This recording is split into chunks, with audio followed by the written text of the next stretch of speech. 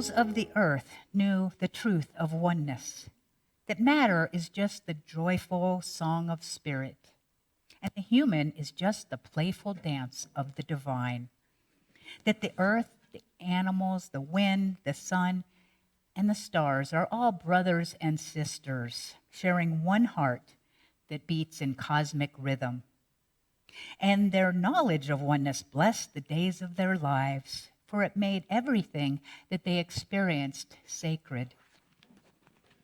But over time, the truth was forgotten, and the way of separation was born. And the people came to believe that God was different and outside of them, and that nature was a word for inanimate objects like mountains and rivers and trees, here to be servants of mankind.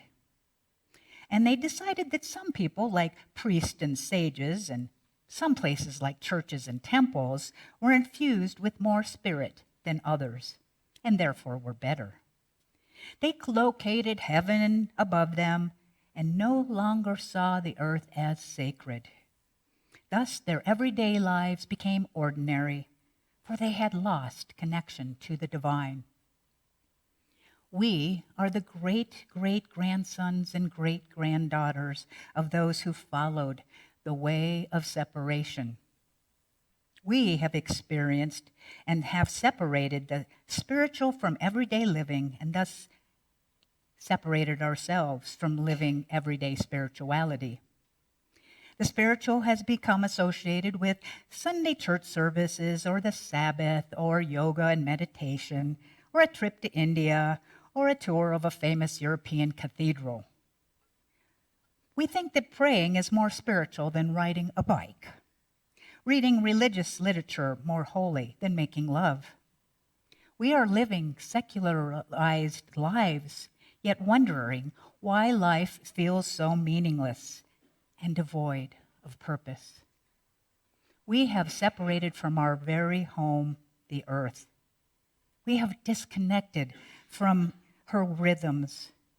We try to tame them with technology as if the planet itself were a wild animal that we are determined to dominate. We treat the earth with hostility and apathy. If a mountain is in our way, we move it. If a tree blocks our view, we cut it down. We poison the waters and pollute the air because we foolishly think of ourselves as distant and separate, and we do not see that by hurting our mother, the earth, we are hurting ourselves.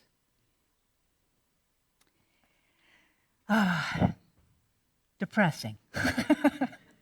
But there's hope. And I'm going to bring that element into it. This is one of my favorite all-time books. It is called Spiritual Ecology, The Cry of the Earth. And there are essays by Thich Nhat Hanh, Wendell Berry, Sandra Ingerman, Richard Rohr, Mary Evelyn Tucker, Vanda Shiva, and many others, and it is edited by Llewellyn Von Lee. This has essays by these divine beings who are helping us to have a greater understanding of our earth and to reconnect. In the introduction, the earth is in distress and is calling to us, sending us signs of its extremity and its imbalance through earthquakes, tsunamis, floods and storms, drought, and unprecedented heat. There are now indications that as an ecosystem as a whole, we might be approaching what is called a tipping point of irreversible change with unforeseeable consequences. And some of us are responding to these signs, hearing this calling, individually and as groups, with ideas and actions, trying to bring our collective attention to the unsustainable materialistic lifestyle and the ways it contributes to the ecological devastation. Sadly, much of the response still brings to the mindset that has caused the imbalance, the belief that we are separate from the world, that it is something out there, a problem we need to solve. The world is not a problem to be solved. It is a living being to whom we belong. The world is part of our own self, and we are part of the suffering. Until we go to the root of the image of separateness, there can be no healing. And the deepest part of our separateness from creation lies in our forgetfulness. You go to the store, you buy food, it's packaged in plastic. How much are you aware that that food came from the mother? Hopefully. Or it was manufactured, and we call it food. When our Western monolithic culture suppressed the many gods and goddesses of creation, cut down the sacred trees, and banished God to heaven, we began a cycle that has left us with a world destitute of the sacred in a way that is unimaginable to the indigenous people. The natural world and the people who carry its wisdom know that the created world and all of its many inhabitants are sacred and belong together. Our separation from the natural world may have given us the fruits of technology and science, but it has left us bereft of any instinctual connection to the spiritual dimension of life, the connection between our soul and the soul of the earth, the knowing that we are part of one living spiritual being. And we have a video that I would like to have our wonderful production team now present. The earth, I believe it's our mother is, what is it called?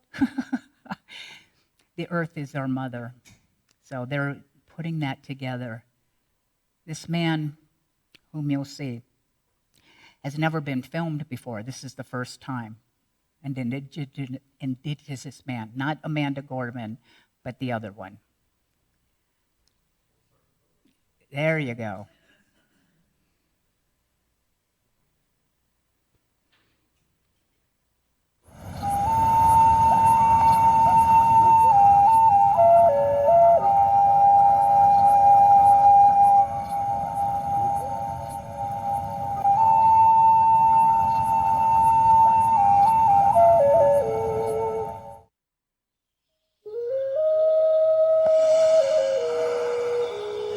More than ever, we need to remember that the earth is our mother. We have been hurting our own mother.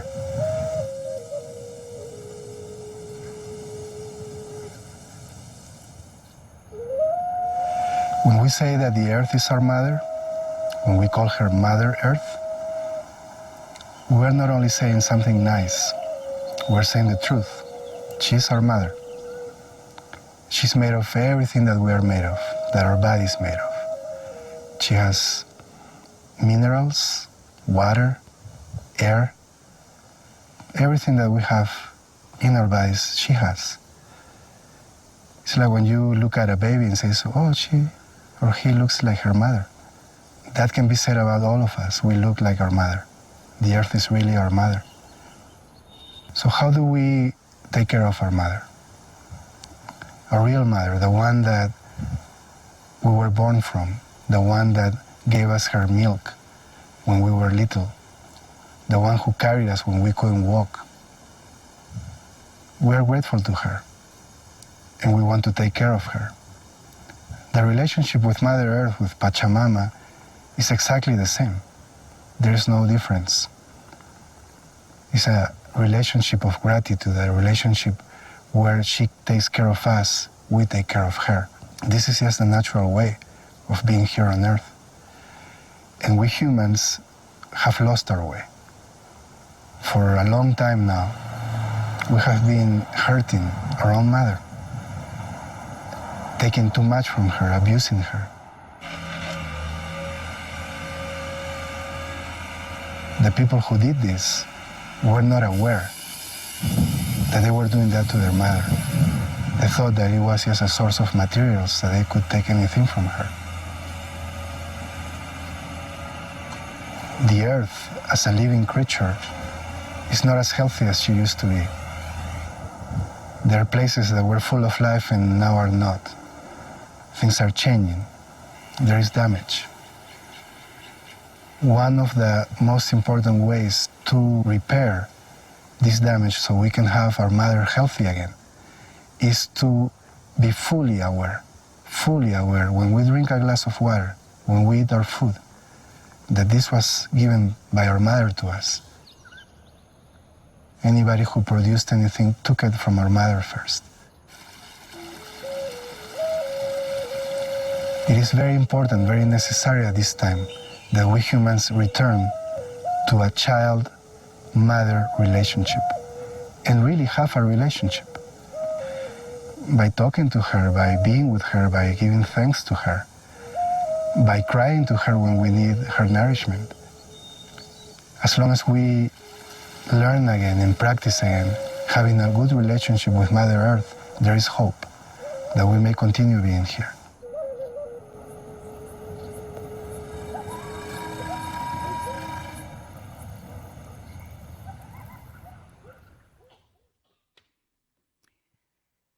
I hope that all of you will come to the presentation today at 12:30. There is a second video by this same gentleman, and he talks about what we can do, but you will be surprised by the answer. But you have to be here to watch that video to hear his answer, because I was amazed by the depth of that answer. So the earth is our mother. And we all realize that there is a major ecological crisis happening in our world. Number one being climate change and all the effects that it has. But do you realize that there is actually another crisis that is actually underneath that ecological crisis of global proportions? You want to know what it is? What was that? Okay. You know me, I'm like, you're still with me. So the major crisis that is unacknowledged, that is underneath our ecological crisis today, is our forgetfulness of the sacred nature of all creation as a living, breathing, feeling being. We are not in the indigenous mindset that everything is alive. The stones, the trees, their energies, they have feeling.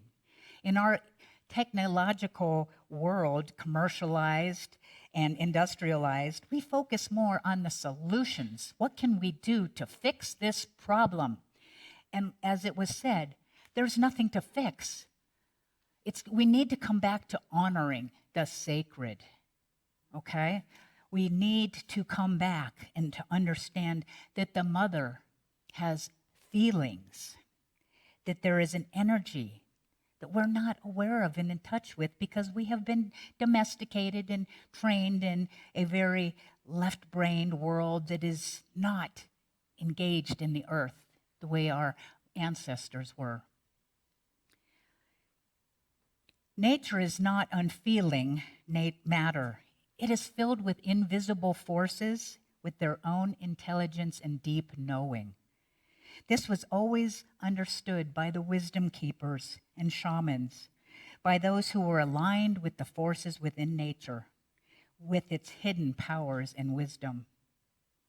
Our ancestors lived in a world of kinship on many levels, where we were not masters and not the dominant species, but part of a living tapestry. Just one species among many, in which the hunter asked the spirit of the deer for permission to hunt, the gatherer for the plant's blessings to harvest. Here there was no hierarchy, but an interdependent world, both physical and spiritual, all part of one community that could communicate through dance and dream, song and prayer. Always there was this primary place of belonging in the land and in our souls. It used to be part of the way we lived and how we breathed and walked. It is only through awakening to an awareness of the sacred within creation and its relationship to our nature that we can begin to write the primal imprint and imbalance that lies at the root of the present present predicament. Our awareness of the world as a living whole needs to include its spiritual dimension.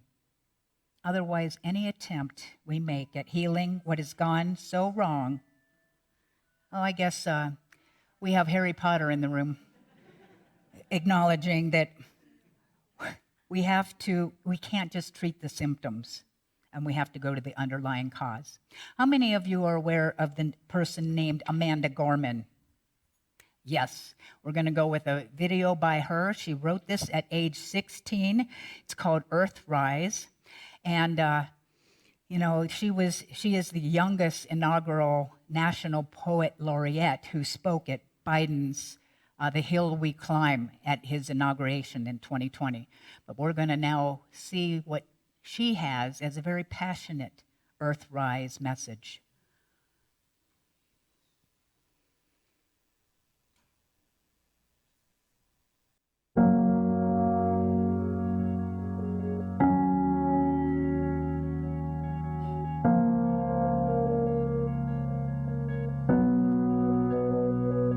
On Christmas Eve, 1968, astronaut Bill Anders snapped a photo of the Earth as Apollo 8 orbited the moon. Those three guys were surprised to see from their eyes what planet looked like an Earthrise, a blue orb hovering over the moon's gray horizon with deep oceans and silver skies. It was our world's first glance at itself, a first chance to see a shared reality, a declared stance, and a commonality, a glimpse into our planet's mirror. And as threats drew nearer, our own urgency became clearer as we realized that we hold nothing dearer than this floating body we all call home.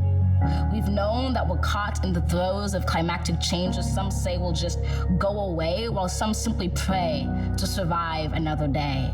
For it is the obscure, the oppressed, the poor who, when the disaster is declared done, still suffer more than anyone. Climate change is the single greatest challenge of our time. Of this, you're certainly aware. It's saddening, but I cannot spare you from knowing an inconvenient fact, because it's getting the facts straight that gets us to act and not to wait. So I tell you this not to scare you, but to prepare you, to dare you to dream a different reality where, despite disparities, we all care to protect this world, this riddled blue marvel, this little true marvel, to master the verve and the nerve to see how we can serve our planet. You don't need to be a politician to make it your mission to conserve, to protect, to preserve that one and only home that is ours. To use your unique power to give next generations the planet they deserve. We are demonstrating, creating, advocating. We heed this inconvenient truth because we need to be anything but lenient with the future of our youth. And while this is a training in sustaining the future of our planet, there is no rehearsal. The time is now, because the reversal of harm and protection of a future so universal should be anything but controversial. So, Earth, pale blue dots, we will fail you not. Just as we chose to go to the moon, we know it's never too soon to choose hope. We choose to do more than cope with climate change. We choose to end it. We refuse to lose. We do this and more, not because it's very easy or nice, but because it is necessary. Because with every dawn, we carry the weight of the fates of this celestial body orbiting a star. And as heavy as the weight sounded, it doesn't hold us down, but it keeps us grounded, steady, ready, because an environmental movement of this size is simply another form of an Earthrise. To see it, close your eyes, visualize that all of us in this room and outside of these walls or in these halls, all of us change makers, or in a spacecraft floating like a silver raft in space, and we see the face of a planet anew. We relish the view, we witness its round green and brilliant blue, which inspires us to ask deeply, wholly, what can we do? Open your eyes. Know the future of this wise planet is right in sight. Might and all of us trust this earth uprising. All of us bring light to exciting solutions never tried before. For it is a hope that implores us at our uncompromising core to keep rising up for an earth more than worth fighting for. Yeah, right?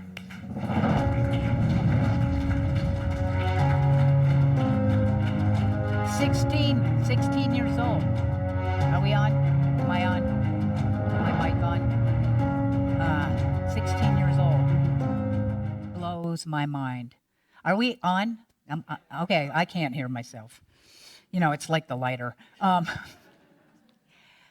Yeah, I do hope you're going to come back at 12:30 today. I have chosen, or Spirit chose, some other videos that are going to have a variety pack. They're short, and we'll have a discussion. So I'm just going to come down to the heart of it, which is earth, right? Heart and earth have the same letters. Just saying. So to be in this consciousness, this change that is being called forth, basically is going to take two parts. It's a shift in consciousness is number one, and number two must be followed by actions. So you are probably waiting for that acronym, right? Say yes. Of course you are. So E, we're going to do earth.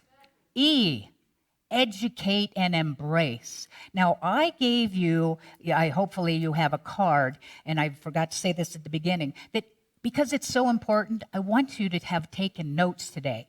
For those that haven't, you can listen to it again, because this is crucial. This is critical. This isn't something you come to a Sunday and you go, that was nice, and then out. No, I want something to happen as a result of our being here today.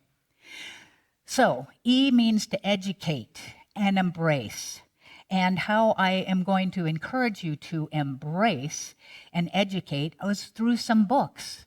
This one being one of them.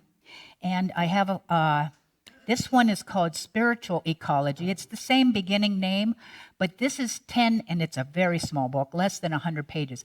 10 practices to reawaken the sacred in everyday life.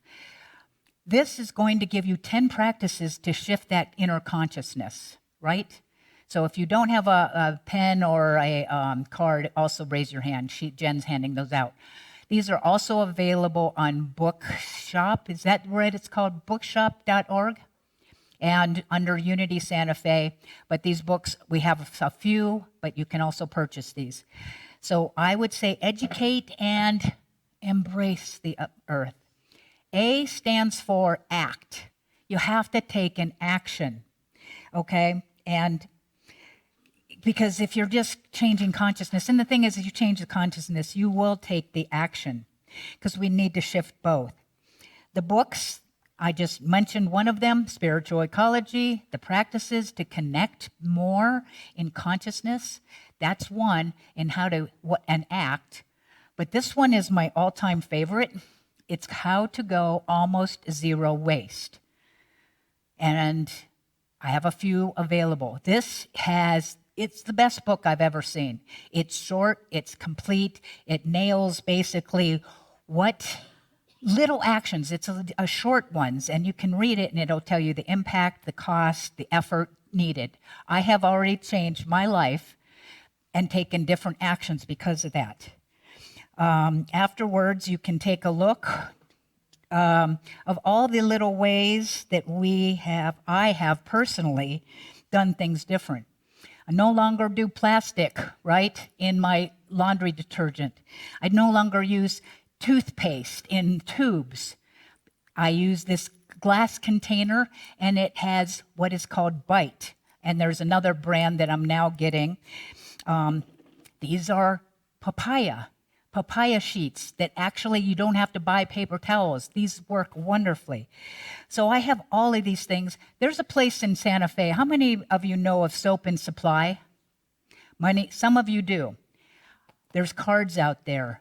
We are now refilling. This is my my shampoo. I don't go buy another plastic bottle for shampoo. I go there, I take this, they fill it up. and I pay for it. I'm trying to get rid of the plastic. So I have all of these various things that I'm not going to talk about all of them, but I have made certain changes. And it is significant if everybody does, what is the one thing I can do differently? It's not hard to do. Unity Santa Fe also has a green team that we got formed about a year ago. We're small, but we're very mighty. I would like to invite the green team to come forth. That would be Sandy Decker, Terry Caldwell, Deborah Desmond, and Tom McCrory is going to come over here and stand to my left. You stand right here, and next, and then these are our mighty, mighty folks, and I know some of you are going to want to join us in our once-a-month meetings, usually the third Sunday of the month. We have already taken great steps. I am not going to tell you all the wonderful things that we have done, but we are using recompostable paper. We are composting food scraps. We're using ceramic mugs. We are not using bottled water anymore. That's just, can't do that. Because only 6% of plastic is actually being recycled. As much as you think you're doing good, that was a fact that hurt my little soul when I found that out. So all that recycling we're doing, it's not doing it. It's not doing what we need. We have also joined the New Mexico Interfaith Power and Light, and this wonderful team have helped create what is called the Unity Santa Fe Earth Care Covenant. And we created this from a template, but we wanted to make it ours. So Deborah Desmond is going to read our first paragraph, this one right here, and just hold this up there. Our consciousness reveals all of our creation is connected as one. As people of the faith, we commit to a renewed reverence for life and respect the independent web of all existence. Thank you, Deborah. She is our pray master, and I love her passion. Okay, next one, please. Sandy. We honor our spiritual commitment to the care, support, and defense of the balance between our individual needs and those of nature. We envision a world in which everything has intrinsic value and where all beings are assured a secure and meaningful life that is ecologically responsible and sustainable. And Terry. We agree to transform our individual and congregational consciousness and lives into acts of greater love and respect.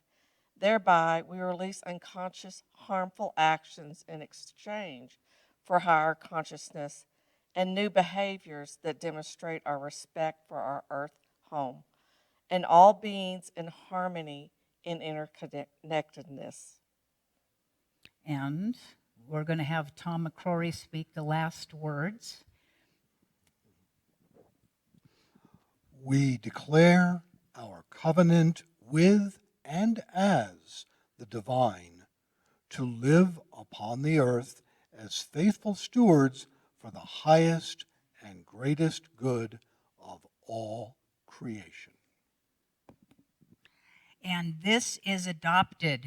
This is not just our mission, it is the covenant of each and every one of you. This was being adopted today, and the Board of Trustees has agreed. That's why I have Tom, the president of the board, and this is being adopted here at Unity Santa Fe as our official Earth Care Covenant on this day, the 21st day of April 2024. So let's give some love.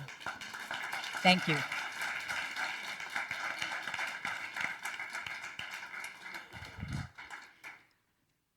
Okay, so you're educating and embracing.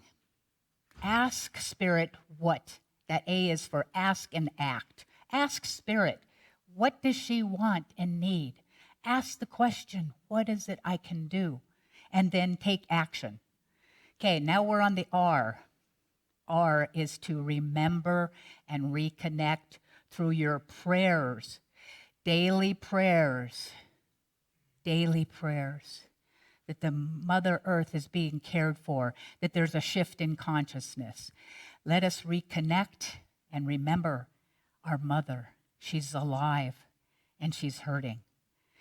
Our prayers are impactful. We start to connect. The T stands for think and thank the mother. You want to think about all the things that come from her. When you have a glass of water, juice, you buy something at the store, everything comes from the mother. It's not coming from the moon. So think about what all is here. And when you're taking a walk, thank the trees, thank the soil, thank Mother for everything, the air, the sun, the clouds, the rain. Think and thank. The H stands for honor and hear her. Honor and hear her. The beginning and the inspirational from nature. Listen. You know, the stones could talk if we were attuned. The indigenous cultures knew how to hear and to listen to what she is saying. She's speaking to us. Are you hearing her? In closing, Thich Nhat Hanh says, real change will only happen when we fall in love with our planet. Only love can show us how to love in harmony with nature and with each other and save us from the devastating effects of environmental destruction and climate change. We need to reawaken to the power of love. Love opens us to a deeper participation and understanding. The earth is our mother. She is not a thing. She is alive, and she needs us. I have a prayer that has been switched up. You may close your eyes. It is entitled, Our Mother, the Earth. Our Mother, who is the earth, nurturing are your ways. Thy healing come, wholeness be done in us as it is beyond. Thank you this day for our daily bread, our water, our air, and for all the blessings you bestow. And forgive us any harm we may have created as we atone for that harm. Lead us not into judgment, but deliver us to balance once again. For thine are the waters of life, the hills, valleys, and plains of home. Your way, Mother, is the glory of us, the love of us, and the grace of us. And so it is. Amen. The earth is our mother. Let us love her and never forget that we have a power to change. I do have some copies of this if you're interested out in the foyer, and if you're in the cyber sanctuary, let me know and I can send you a copy. So let us love the mother. And so it is.